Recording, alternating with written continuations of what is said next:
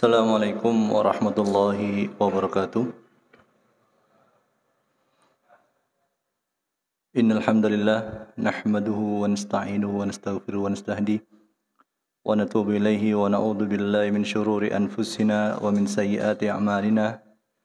May yahdihillahu fala mudilla lahu wa may yudlil fala hadiya lahu. Asyhadu an la ilaha illallah wahdahu la syarika lahu wa asyhadu anna sayyidana wa nabiyyana Muhammadan abduhu wa rasuluhu la nabiyya ba'dah. Nusalli wa nusallim ala habibina al-Mustafa wa ala rasulina al-Mujtaba Muhammadin sallallahu alaihi wa sallam wa ala alihi wa man istanna bi sunnatihi ila yaumiddin.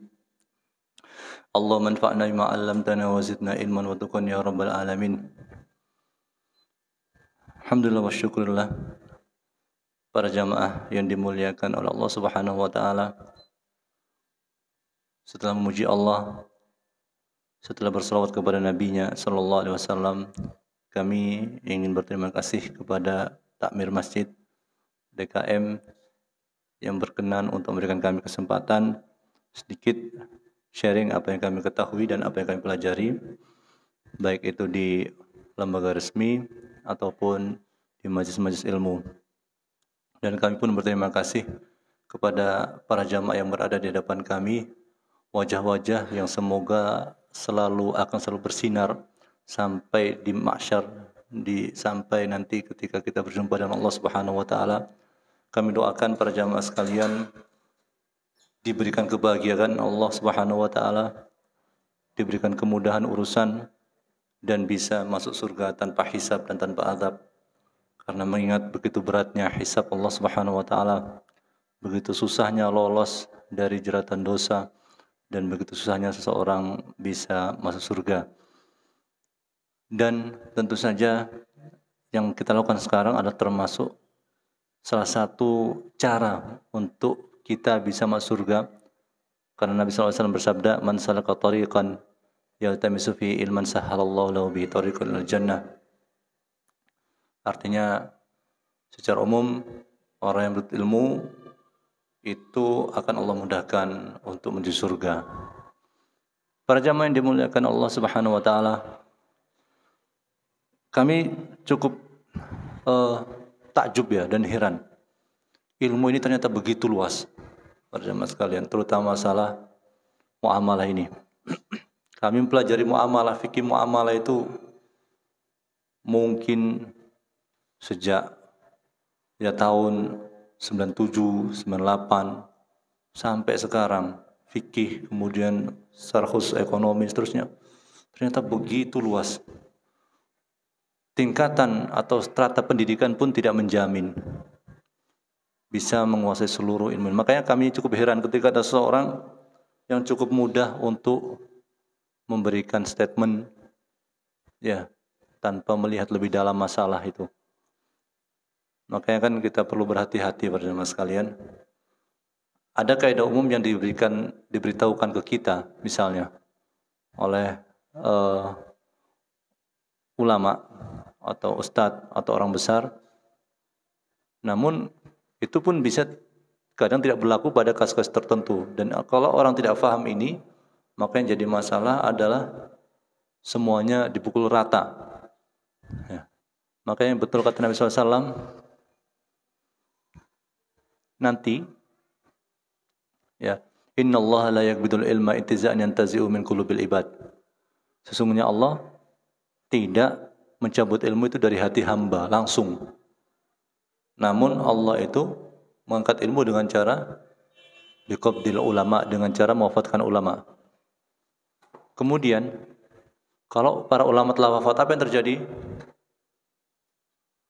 Manusia atau masyarakat akan menjadikan orang bodoh menjadi pemimpin dalam rangka apa? Atau pemuka agama misalnya. Kemudian apa yang terjadi? Fasu'ilu, mereka pun ditanya.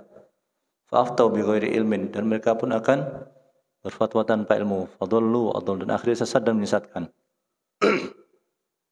Makanya para jamaah sekalian, azanallahu yakum, intinya adalah betul kata Imam Malik, kullun yu'khadhu min qawli wa yurad. Setiap orang itu bisa ditolak dan diterima perkataannya. Kecuali siapa? Nabi SAW. Kenapa ungkapan ini para jamaah sekalian sebagai pembukaan? Karena kami melihat betapa banyak rincian dalam masalah fikih muamalah ini secara khusus ya. Ya. Kami berbicara dalam koridor fikih muamalah ya, bukan berarti yang lain tidak sama. Artinya memang kita hanya fokus di sini dulu. Intinya adalah kita harus berusaha menuntut ilmu, tapi kita tidak diminta untuk menguasai semua ilmu, karena tidak ada yang bisa menguasai semua ilmu kecuali Allah Subhanahu wa taala. Dan kita akan bertanggung jawab sesuai dengan apa yang kita ketahui. Ya. Baik para jamaah sekalian, assalamualaikum. Kembali ke pembahasan kita. Di kitab Syekh Subaili.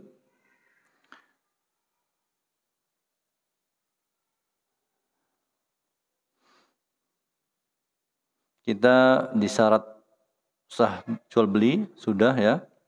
Kemudian di antara syaratnya pelaku akad adalah orang yang dibolehkan melakukan akad, yaitu balik, berakal dan mengerti. Ya. Di sini ada kami tambahi rasyid ya. Rasyid syaratnya orang yang melakukan transaksi adalah orang yang rasyid. Rasyid itu orang yang mengerti konsekuensi dari akad. Ya.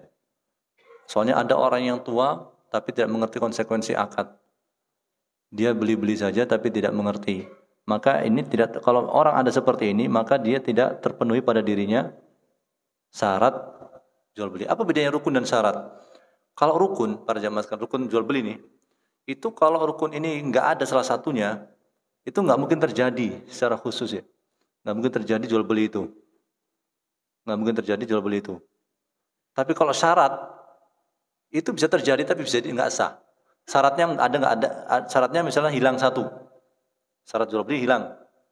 Maka jual beli bisa terjadi. Tapi nggak sah. Contohnya bagaimana? Contohnya begini. Contohnya adalah misalnya kita tahu rukun jual beli adalah 3 yang utama ya. Penjual dan pembeli yang pertama, yang kedua adalah sesuatu yang ditransaksikan, yakni barang dengan barang atau barang dengan uang. Kemudian yang ketiga adalah akadnya atau kontraknya apa ini? Kontraknya ini apa ini? 3 hal ini. Kalau misalnya para jamaah sekalian, ada orang punya mobil, ada orang si A punya mobil, si B punya uang, ya. Tapi nggak ada akad, nggak ada transaksi jual beli, ya nggak mungkin. Meskipun sama mungkin kemungkinan terjadi jual beli ada, tapi mereka nggak mau jual beli, masa dipaksa jual beli, kan nggak bisa. Tapi kalau syarat sah itu bisa jadi begini. Seseorang ada penjual, ada pembeli, ada transaksi, tapi misalnya syaratnya nggak ada, yaitu apa? Dia nggak ridho. Ya, dipaksa oleh premannya developer untuk jual tanahnya misalnya. Ini terjadi, dia tanda tangan di notaris, dia sebagai penjual ada tanda tangan di notaris, pembeli juga ada, itu kan developer, transaksinya ada di notaris, tapi nggak ridho ini si penjual. Ya. Maka apa? Di sini tidak sah. Itu yang membedakan. Tapi intinya sama-sama penting ya. Rukun dan syarat ini sama-sama penting. Ya.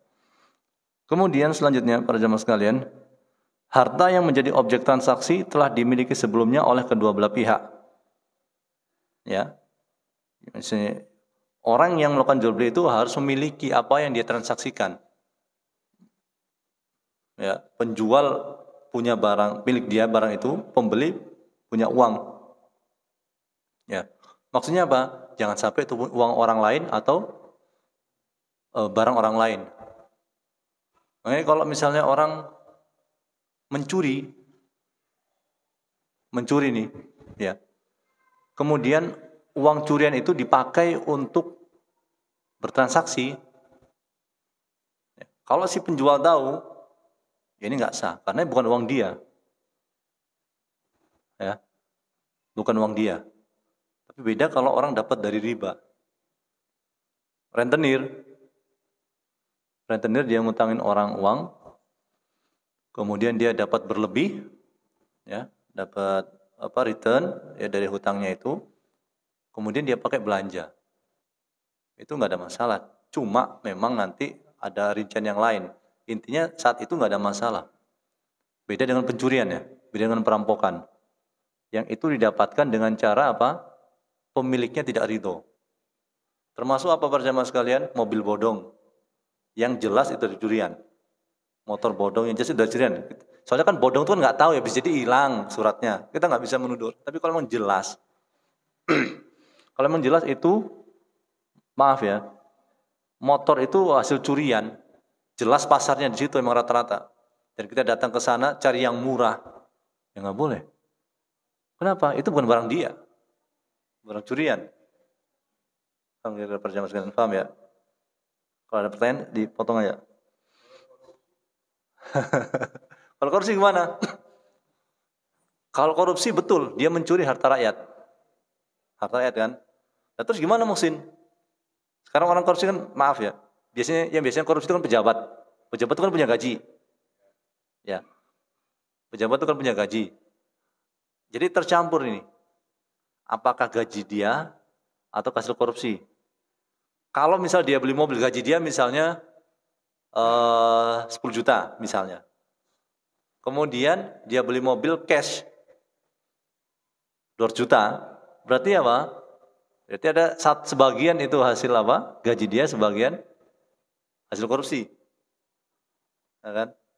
Hasil korupsi. Korupsi itu harus korupsi, belum korupsi ya para jamaah sekalian. Soalnya ada orang itu yang disuap. Suap itu beda lagi kasusnya loh ya. Kita harus bedakan lagi ya. Korupsi ini misalnya nih jatah siapa yang kemarin?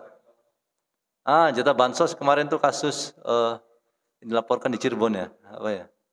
Yang untuk keluarga harapan itu. Ya itu kan harusnya dibagi tuh untuk masyarakatnya. Tapi dia tilep tuh atau dikasih sebagian kepada masyarakat, sisanya bagi dia. Ya, itu korupsi. Tapi kalau misalnya orang maaf, pemerintah mau mengadakan perbaikan jalan, kemudian mengadakan tender, kemudian ya perusahaan dia supaya mendapatkan tender itu dia kasih pelicin. Nah ini kasusnya berbeda, ya kasusnya berbeda. Tapi tetap salah juga, bukan berarti boleh ya. La'an Rasulullah SAW ar-rashi wal murtashi wal ra'is dalam hadis kan. Allah melaknat ar-rashi yang memberikan suap, yang menerima suap dan perantara suap. Ya. Tetap haram ya. Betul.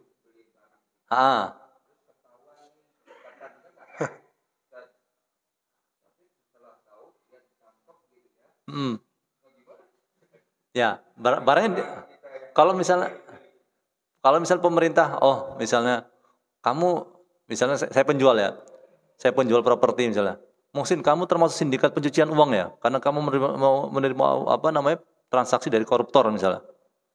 Saya katakan enggak, saya enggak tahu soalnya. Ya sudah, berarti dikembalikan lagi barangnya. Ya, minta dikembalikan hak kita, rumah itu. Ya, uang ya kita balikan. Kalau nggak ada gimana maksudnya? Ya minta, udah nggak, ya maksudnya kalau uangnya nggak ada, Pak, uangnya nggak ada nih. Ya sudah, berarti minta tangguh ke pemerintah. Ya, tangguh pemerintah. Memang kan begitu kan? Seingat saya, ini kisah nyata ya. Kalau orangnya pinter, ini jangan tiru ya. Ini kisah nyata. Mereka main golf. Pejabat tertentu main golf, nggak semuanya, oknum. Pejabat tertentu main golf. Kemudian dia ngasih caddy. Caddy yang pinter, dia nggak mau transfer dia mau cash. Ini kisah nyata, ya. Dan dikasih, akhirnya dia diburu oleh KPK juga nggak kena, karena nggak ada buktinya secara transfer, nggak ada gitu. Ngasih saja gitu cash di koper atau gimana. Makanya kan korupsi itu. Nggak mungkin lewat, hampir dikatakan nggak mungkin ya transfer itu, karena nanti ada PPATK nanti. Tapi intinya kalau KPK memang berhak, dia akan melusuri dan akan minta pengembalian, karena itu bukan uang dia. Ya. Karena kita nggak tahu, nggak masalah. Tapi nanti rumah kita kembalikan ke kita, kita ya jual rumah, gimana cara balikin uang itu, gitu. Ya. Kecuali kalau riba, sekali lagi, kalau yang didasari itu riba itu orang utang rentenir kan rela sebenarnya kan. Tapi kan muslim terpaksa tapi rela. Terpaksa dalam artian dia butuh modal. Tapi kalau dikatakan kamu terpaksa nggak? Ya enggak ada yang maksa saya kok. Saya utang rentenir. Bedanya dari riba di situ. Poinnya. Ya. Tapi kalau dirampok, dicuri itu mana ada orang yang rela? Ya.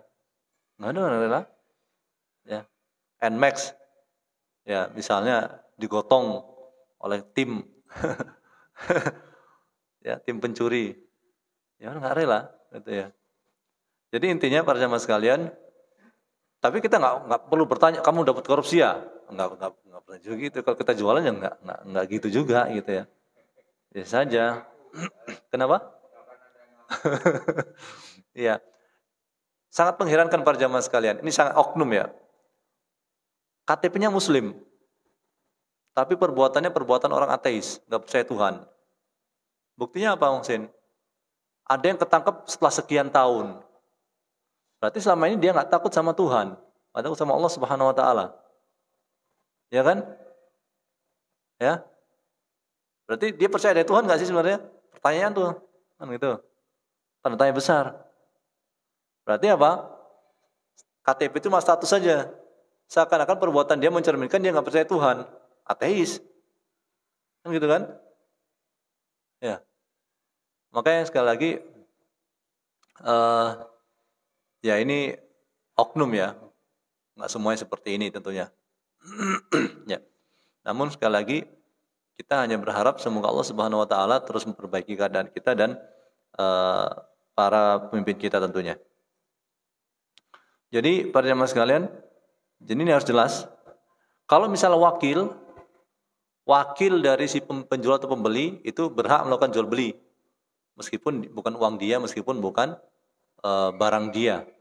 Ya seperti pegawai di di minimarket atau supermarket, dia yang jualan padahal dia bukan pemiliknya, itu sah-sah saja, nggak ada masalah gitu ya.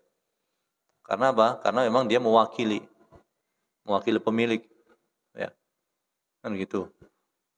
Bahkan nikah pun boleh diwakili, dalam artian apa? Akad, bukan malam pertamanya, saat akadnya. Gitu. Ya.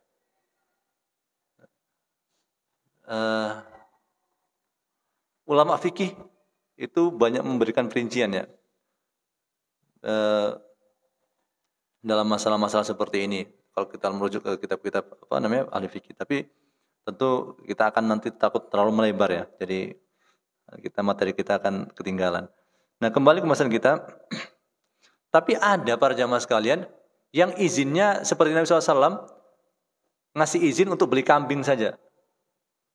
Ya, salah seorang sahabat itu diberi izin atau diminta tolong oleh Nabi SAW untuk beli kambing. Ya, untuk beli kambing satu dengan uang 1 dinar dari Nabi SAW. Karena dia pintar bertransaksi, dengan uang 1 dinar dia dapat 2 kambing. Ya, arahan Nabi kan beli kambing 1, tapi dia bisa beli dapat 2. Kemudian 1 kambing dijual lagi sama dia 1 dinar. Berarti dia bawa balik kepada Nabi 1 dinar plus 1 kambing. 1 dinar plus 1 kambing. Maka Nabi pun mendoakan dia, semoga Allah memberkahi dia. Sampai akhiratnya dia pun berkah kalau berjual beli. Jadi ada wakil itu kadang memang hukumnya wakil itu harus untuk kepentingan si muwakil atau orang yang memberikan wewenang ke dia untuk melakukan transaksi. Jadi para jamaah sekalian, intinya dia harus mencari maslahat yang mana yang paling kuat.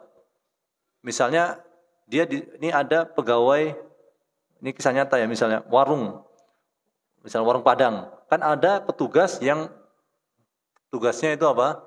Berbelanja pagi hari, bumbu dan macam-macam. Maka dia harus berusaha mencari yang paling murah dan berkualitas. Jangan hanya mencari yang memberi dia tips. Paham maksud kami? Para jamaah sekalian? Soalnya ada penjual itu, ya, kalau ada yang disuruh oleh bosnya untuk belanja, dia suka ngasih tips kepada siapa? Ya, kepada orang yang ditugasi bos itu supaya belanja ke dia. Ya, supaya belanja ke dia. Efeknya bisa jadi barang yang diberikan itu kualitasnya kurang. Kenapa? Karena sebagian untuk bayar tips itu. Ya, bisa jadi ya katakan ya. Bisa jadi. Nah, makanya kan betul kata Rasulullah SAW, hadayal ummal gulul. Hadiah untuk pegawai itu adalah harta khianat. Harta khianat. Ya. Ini susah memang ya, betul-betul susah diterapkan di masa sekarang. Karena bahkan kalau kita sebagai ini beli untuk bagian purchasing ya, kantor. Nanti ini mau diisi berapa nih? Sama penjualnya dibilang gitu. Apa di kwitansinya itu. Jadi udah seakan-akan umum begitu. Tapi sekali lagi ini tidak menjadi pembenaran ya, para jamaah sekalian. Jadi ada markup namanya, markup belanja, ya, gitu. Jadi intinya adalah wakil harus mencari yang terbaik, ya, untuk orang yang memberi wewenang kepada dia. Kemudian objeknya transaksi adalah barang yang bisa diserah terimakan. Jadi objek transaksi itu barang yang bisa diserah terimakan. Kalau tidak, maka nggak boleh. Misalnya nih, saya mau beli mobil kamu, ya, tapi uang saya masih di situ, di Indra Kents, lagi diurus nih, misalnya, atau di Doni Salmanan misalnya, lagi diurus sama polisi. Ada kemungkinan bisa diurus, ada kemungkinan dapat tapi nggak semuanya, macam-macam. Maka nggak bisa. Meskipun jelas ya, saya rugi nih 500 juta, misalnya main binomo misalnya, binary option ya. Dan saya udah ngomong lama ya di sini kalau nggak salah. Ya, udah sebelum kasus ini ada yang tanya masalah binomo atau saya udah ngomong lama itu. Terbukti sekarang masalah. Nah, bagaimana seperti ini ya? Nggak bisa karena ada kemungkinan tidak bisa diserah terimakan. Termasuk juga apa? Ini kisah nyata juga seingat saya di Kukupu deh kalau nggak salah ya. Di Kukupu ada orang beli tanah, cuma tanah itu ternyata dijual ke banyak pihak. Ya. Nggak tahu kok bisa terjadi bagaimana, apakah masing-masing kasih fotokopi atau gimana, ya. Maka saya mau beli nih, saya mau beli barang kamu, tapi uang saya masih nyantol di itu penjual tanah di Kukupu itu. Ya. Nah ini kan kemungkinan dapat, kemungkinan tidak gitu. Saya bingung jujur ya. Saya bingung orang itu. Saya memperhatikan nih kisah nyata ya. Perhatikan orang yang suka itu menjual satu tanah dijual ke beberapa orang. Saya perhatikan kehidupannya. Apa sih yang mendorong dia seperti itu? Apa kurang duit atau gimana? Kalau dilihat nggak kurang duit juga sebenarnya. Kalau hidup normal ya, masyarakat biasa, tapi nampaknya ada yang sedikit kejiwaan untuk pengen pegang uang banyak. Kemudian gengsi. Jadi terkenal di masyarakat dia memang orang ini ya begitu.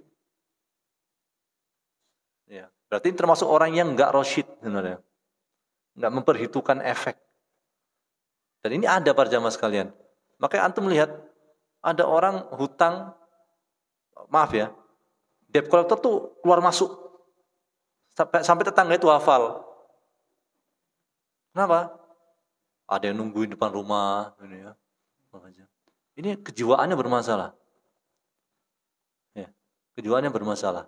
Suami istri satu model. Ya. Ya. Kenapa? Jodoh. Ya. Jadi, naudzubillah min dzalik. Jadi sekali lagi para jamaah sekalian azallahu wa iyyakum. Makanya kan saya selalu tekankan di pengajian manapun. Bisa jadi memang karena biaya hidup. Dia mau sekolahkan anaknya di sekolah yang mahal, Al-Azhar misalnya. Misalnya, saya nggak tahu katanya sih mahal ya, nggak tahu persis ya. Kemudian dia harus punya mobil keluarga. Dia harus misalnya teman saya itu misalnya dia bilang tinggalnya di Yasmin.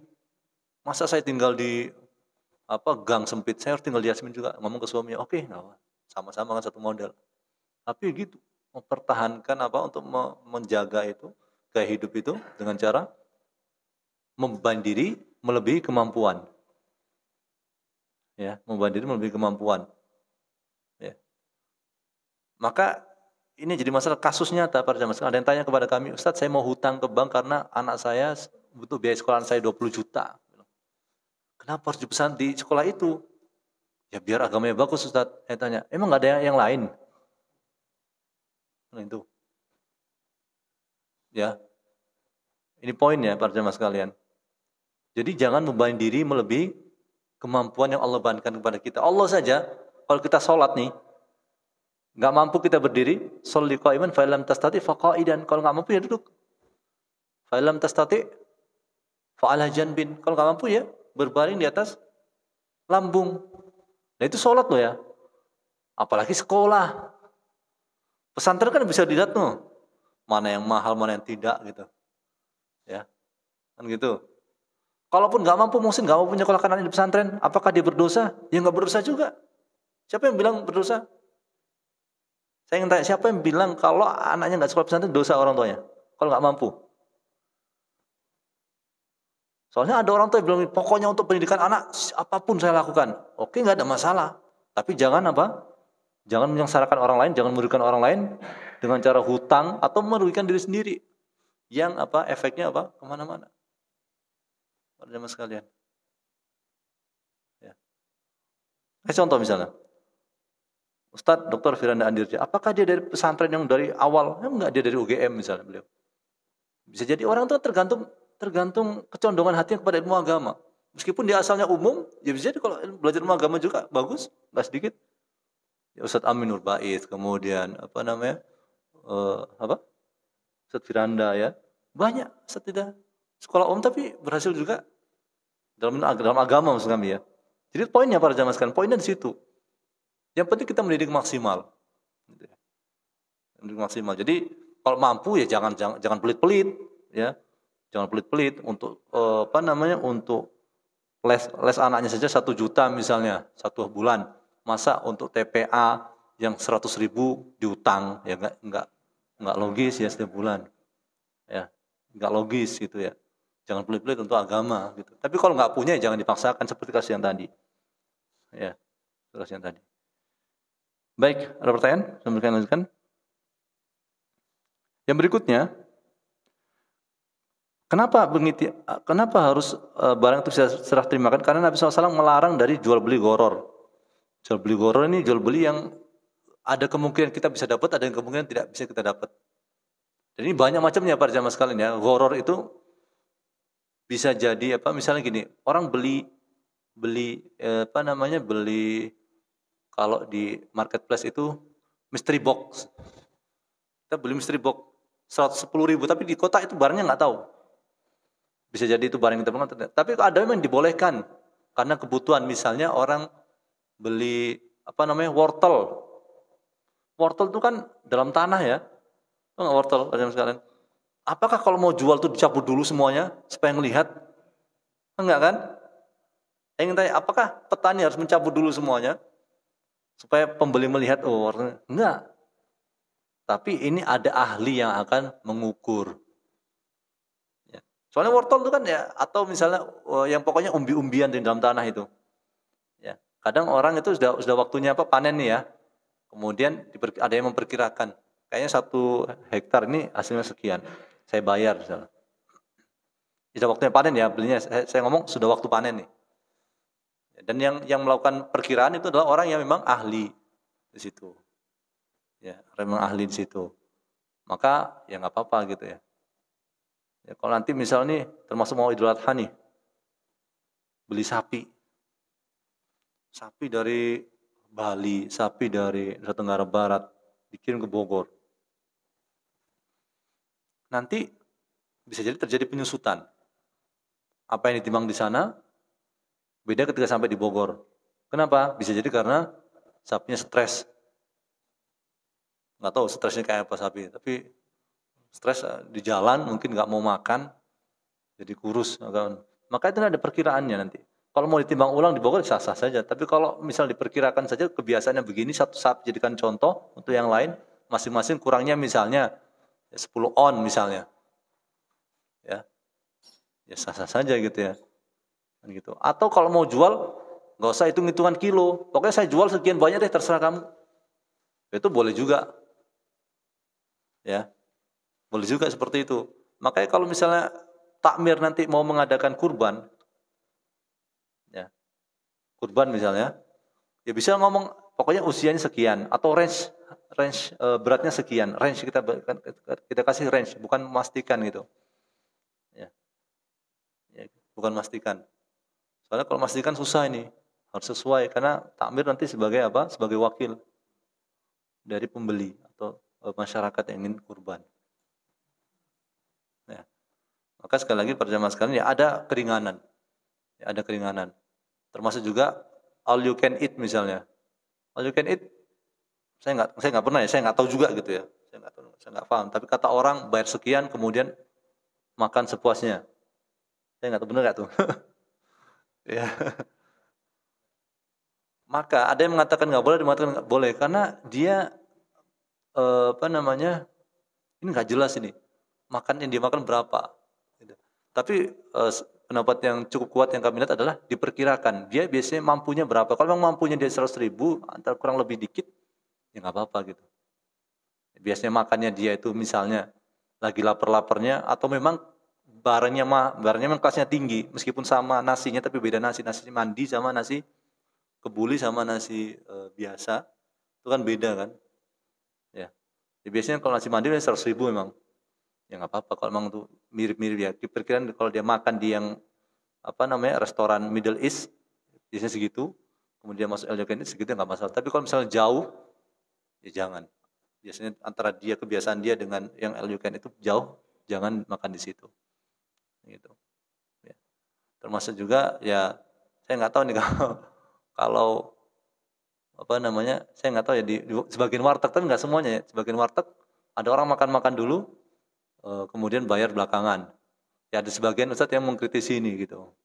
Kenapa nggak jelas ini berapa harganya? Makanya kan ada yang diketok ya. Ya. Tapi idealnya secara umum ada, harga warteg itu ada range-nya gitu yang di puncak modelnya sekian, di Yasmin sekian, sekian. Dan orang udah paham gitu ya. Kalau lebih baik lagi tanya sebenarnya kan. Saya mau beli yang apa namanya? Saya mau 10.000 aja deh gitu. Ya, gitu. Jadi biar lebih aman tentunya. Tapi kalau orang udah paham range-nya, perkiraannya sekitar itu nggak apa-apa. Ya. Baik, ada pertanyaan? Oh ya.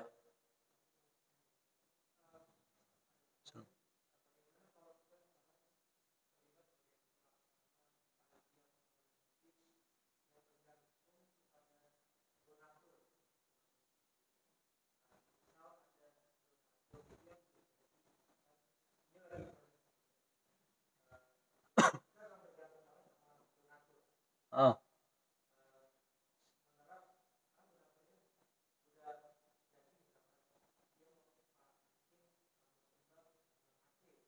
oh, ya. Oh iya.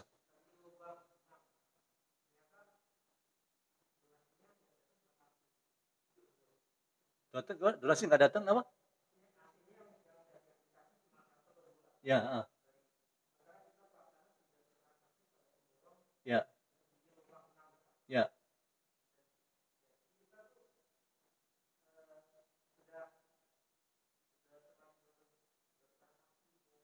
ya,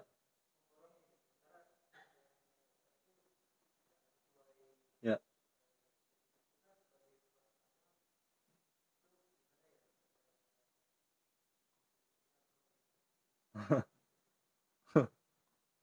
Ya pertanyaan bagus sekali. Jadi eh, mungkin panitia pelaksana pembangunan masjid mungkin atau musola atau tempat-tempat yang apa namanya tempat ibadah lainnya. Ya Allah, farjamaskan anzalna wa yakum. Kita dilihat oleh Allah Subhanahu wa taala. Sekarang ini kita semua dari Allah Subhanahu wa taala dan Allah tahu hati kita masing-masing. Eh, kita berharap apa yang kita lakukan sekarang ini bermanfaat untuk akhirat kita ya. Semoga kita diampuni dari Allah Subhanahu wa taala. Kami tiba-tiba teringat ada orang-orang yang para muhsinin ya, yang sudah mendahului kita semua, orang baik sekali, tapi ya karena pertanyaan ada hubungan dengan pertanyaan itu ya. Tapi ya sekali lagi beliau sekarang sudah pergi ya, meskipun masih muda, artinya kita berharap semoga Allah Subhanahu wa taala memberikan kita kemampuan untuk terus bisa membantu Islam ya. Intan surullah yang surkum yusabit aqdamakum, ya maksudnya menolong Allah Subhanahu wa taala. Sebenarnya Allah enggak butuh pertolongan, tapi ini dohirnya menolong Allah ya, termasuk masalah masjid dan yang lainnya. Semoga Allah memberikan kita keikhlasan dan diterima amal ibadah kita. Kembali ke pertanyaan. Jadi bagaimana Muhsin? Sudah membuat lubang 6 untuk AC misalnya. Namun ini berdasarkan dari informasi dari donatur atau muhsinin. Ternyata yang datang cuma 1 atau 2 AC. Nah ini wallahu ta'ala alam ya, Kang ya. Kalau ini nasihat kami saja, tapi saran ya, tergantung antum ikut atau enggak. Kalau kita mau mau bangun, kita ngomong ke pihak muhsinin ya. Ini minta izin, boleh nggak nih kami mendatangkan pemborong untuk merealisasikan ya, ada dulu ya.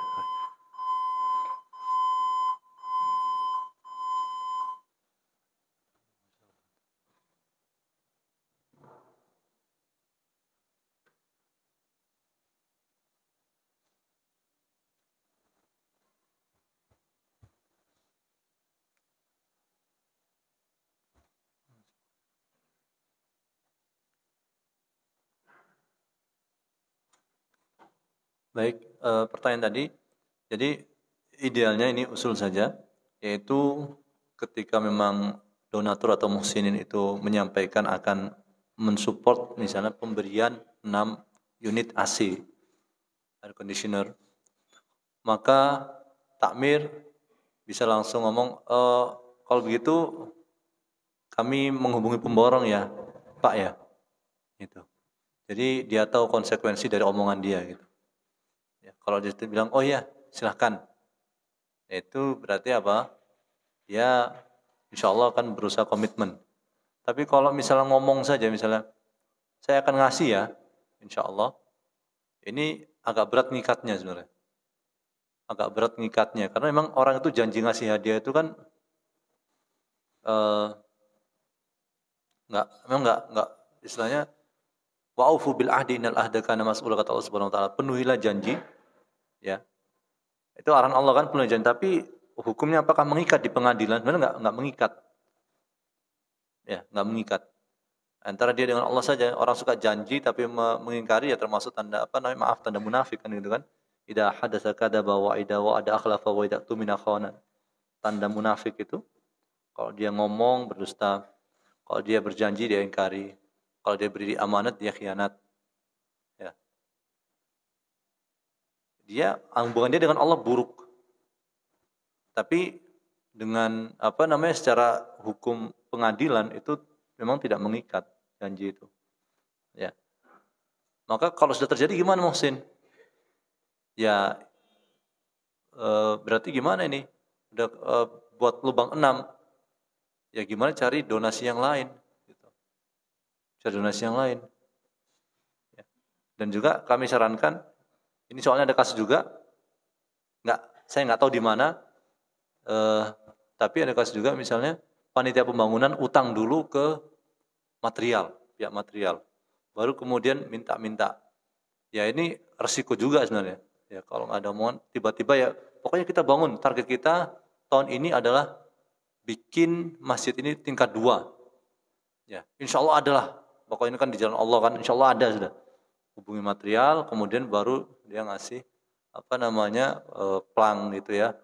Butuh doa restu dan dukungannya untuk masjid misalnya. Ya ini kan resiko besar sebenarnya. Kenapa? Ya kita bayar penjual yang memang harus on time, kalau enggak dia macet juga gitu. Ya, serba salah. Maka sekali lagi kalau tadi pembicaraan kita adalah yang sudah ada omongan. Kalau nggak ada omongan tapi murni dari panitia pembangunan saja, rencana panitia pembangunan, maka harus ada komitmen dari donatur dulu sebelum jalan. Ingat para jamaah sekalian, masjid itu ya, masjid itu memang yang kalau kita lihat masjidnya Nabi SAW itu kan sederhana ya. Tapi bukan berarti apa? Bukan berarti kita harus begitu plek. Intinya adalah kita bikin masjid itu yang penting untuk apa? Untuk ibadah itu bisa gitu ya. Bisa untuk ibadah gitu. Ya. Kalau misalnya memang masyarakatnya menghendaki demikian dan demikian, ya nggak apa-apa. Tapi masyarakat juga bantu gitu. Ya. Dalam artian, oh saya mau AC nih, ya nggak apa-apa. Tapi kalau mau ya silahkan nyumbang itu. Ya. Jadi intinya adalah kalau sudah terjadi ya kita cari donatur yang lain. Gimana lagi? Masa mau panitia, kalau panitia kaya alhamdulillah gitu kan. Kalau enggak ya tekor dia. Ya.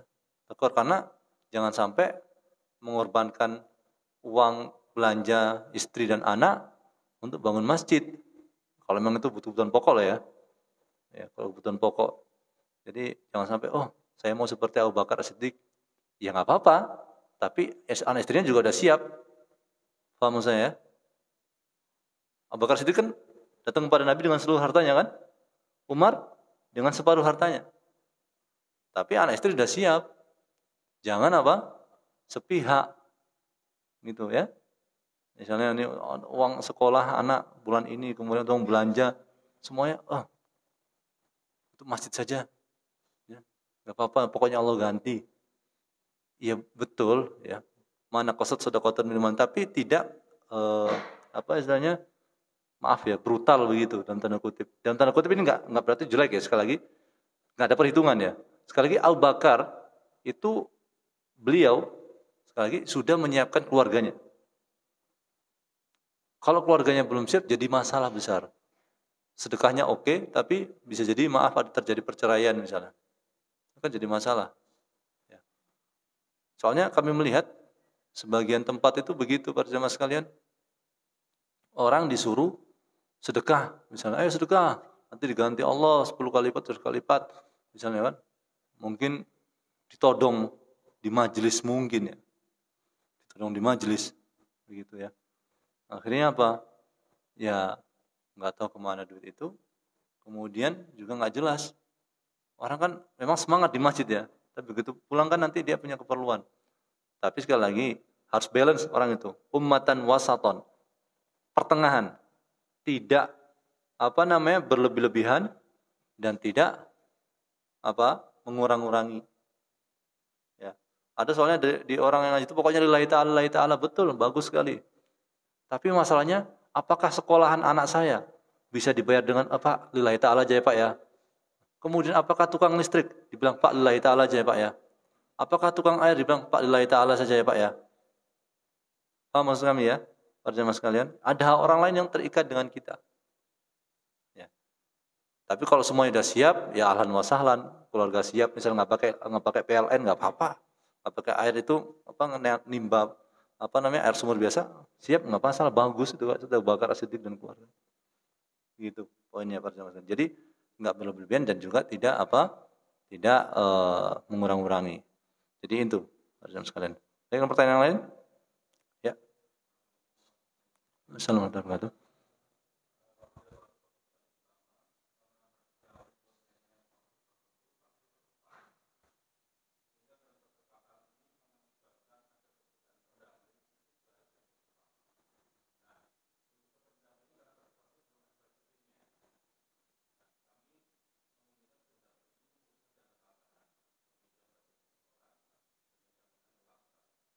Dengan jaminan apa?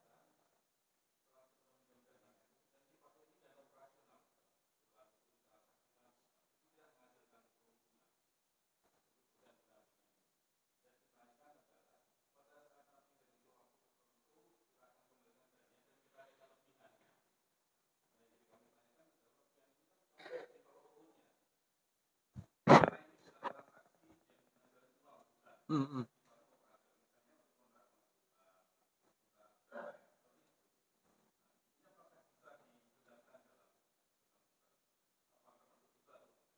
Jadi apa namanya? Maksudnya adalah eh, dana pendamping ini nanti utang gitu ya, kemudian dikembalikan berlebih. Ada kesepakatan tidak di awal akan pengembalian berlebih? Ya,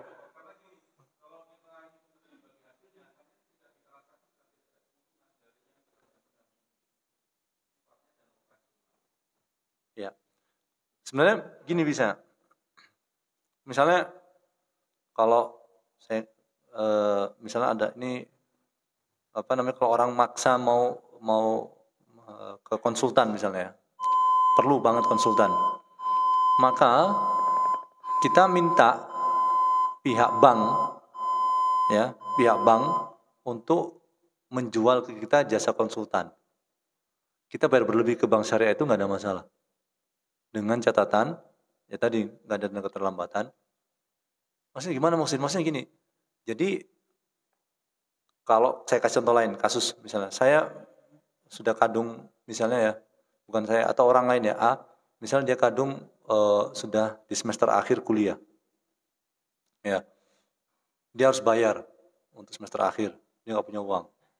Maka dia bisa minta lembaga keuangan syariah untuk apa? Beli jasa taklim guru untuk satu semester. Misalnya 10 juta misalnya. Misalnya. Kemudian nanti saya beli jasa itu dari lembaga keuangan syariah. Ini kan jual guru kan jual jasa nih. Konsultan juga sama jual jasa sebenarnya dia. Kalau jual jasa nggak ada masalah. Kita minta lembaga keuangan syariah untuk membayar dia dulu. Jadi urusan lembaga keuangan syariah itu adalah apa? Dengan si konsultan. Kita bayarnya nggak ke konsultan, kita bayarnya ke si lembaga keuangan. Jadi nggak apa-apa kalau seperti itu. Karena kita beli jasa. Dibayar berlebih, mau cash, mau apa kredit nggak ada masalah. Tinggal di list saja, apa saja nih? Apa saja di kebutuhan konsultan. Atau bahkan lebih dari konsultan, misalnya barang juga.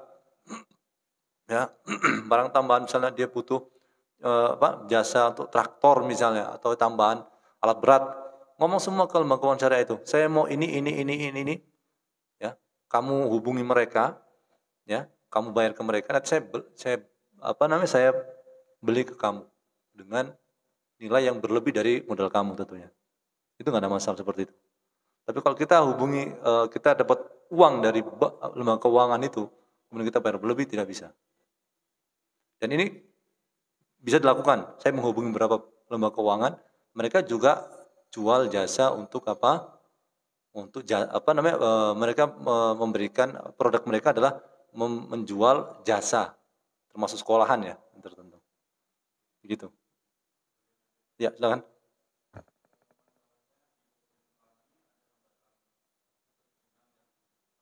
Hmm, iya, iya, iya, betul.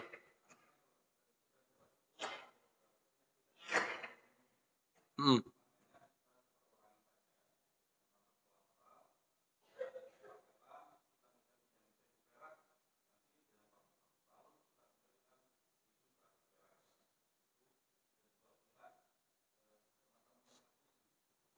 iya. Allah taala alam ya. Kami belum dapat fatwanya untuk yang maksudnya yang sifatnya keterdesakan seperti apa ya. Ada boleh keterdesakan utang riba, tapi namanya maksudnya masuk masuk bab darurat. Darurat itu seperti apa Muhsin? Misalnya dokter nggak mau ngoperasi kecuali ada dana sekian. Ya, ada dana sekian 110 juta. Saya sudah menghubungi pihak lembaga zakat, kemudian BPJS, masih lama prosesnya. Tapi ini orang antara hidup dan mati. Nah itu boleh. Atau orang itu kalau nggak dioperasi sekarang, dia akan diamputasi kakinya misalnya. Itu boleh. Jadi kalau yang proyek ini, wallahu ta'ala kami belum dapat fatwa yang sejenis ini ya, yang sifatnya apakah mendesak, status mendesak ini masuk ke dalam suatu yang darurat, kami belum dapat fatwanya. Jadi kami masih condong bahwasanya ini utang uang yang memang berlebih bayarnya, begitu. Memang sebenarnya kan dari awal kan ini kan di luar di luar kerencanaan ya, karena mau ada percepatan gitu kan. Sebenarnya kan kalau normal sih sah-sah saja gitu ya. Jadi masalahnya kan karena ada percepatan, sekali lagi kami belum dapat fatwanya untuk itu. Ya, artinya yang membolehkan itu belum dapat. Ya, mungkin nanti kalau kami dapat, tapi saat ini yang kami pahami adalah itu masih masuk ke dalam utang uang dan dibayar berlebih. Gitu. Ya, afwan barakallahu fiik. Baik, ada pertanyaan lain? Udah. Ya. Ya, baik. Assalamualaikum warahmatullahi wabarakatuh.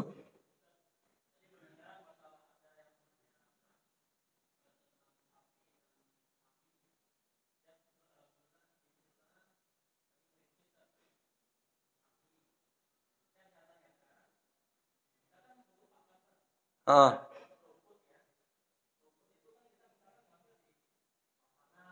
ya, ya,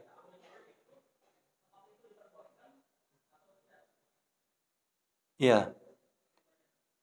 Ya, kita lihat rumput di tengah-tengah masyarakat kita. Apakah rumput ini termasuk barang yang berharga atau tidak? Urf masyarakat kita, rumput ini berharga atau tidak? Atau malah menjadi pengganggu? Ya.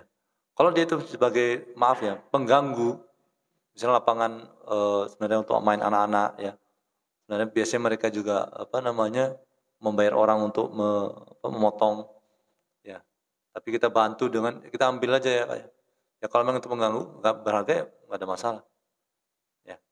Tapi kalau itu di suatu masyarakat memang ini kan beda-beda ya. Masyarakat Arab jahiliyah di Arab maksudnya. Rumput itu kan berharga. Untuk apa? Untuk makan itu kan. Ya. Ya. Berarti harus ada izin. Tapi kalau di kita mungkin berbeda keadaannya.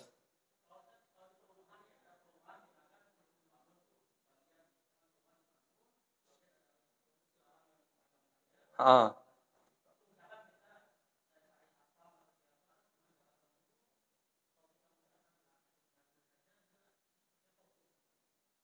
Iya, jadi kembali seperti tadi, jadi kita lihat sama seperti ya meskipun nggak sama persis ya, lukotoh ya. Lukotoh itu barang temuan, ya barang temuan itu ini sekali lagi nggak sama persis.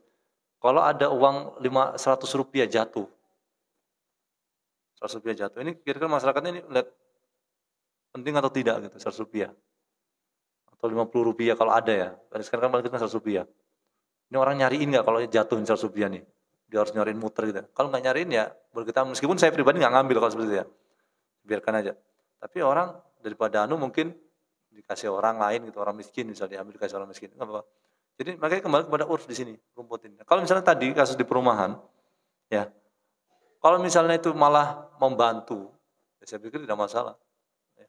Membantu developer ya, daripada mereka sewa orang atau sewa alat untuk potong, mereka dibantu dengan itu maka nggak ada masalah. Tapi kalau misalnya memang betul-betul memang itu mau dimanfaatkan oleh mereka ya harus minta izin. Maka paling aman bagaimana Muhsin? Ya cari dulu. Meskipun nggak ada satpamnya paling tidak apa? Ya ditungguin ada perjuangan gitu ya. Mungkin besoknya atau gimana gitu ya. Supaya paling aman begitu. Jadi istilahnya ini kan bukan barang kita. Memang ada beberapa hal yang memang an-nasu syuraka fisul kata Nabi SAW. Ada manusia itu berserikat dalam tiga. Di antaranya adalah rumputan. Ada rumputan.